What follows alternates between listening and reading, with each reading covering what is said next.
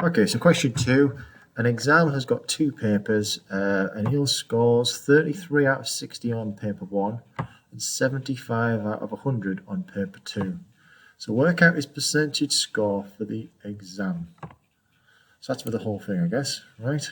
Work out his percentage score for the whole exam.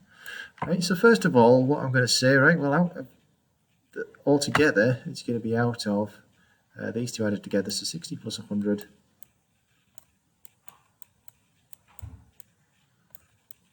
We don't have to write that down, but anyway, so it's out of 160. So whatever he scores in both of these is out of 160. So add these two up together, so 33 plus 75.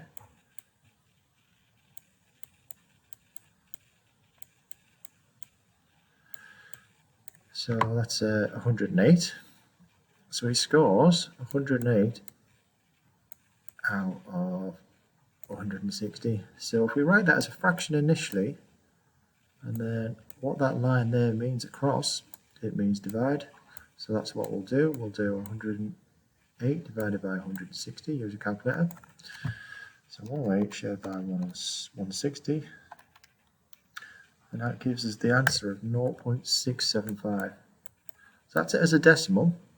So if I want to change a decimal to a percentage, I times it by 100. Oops.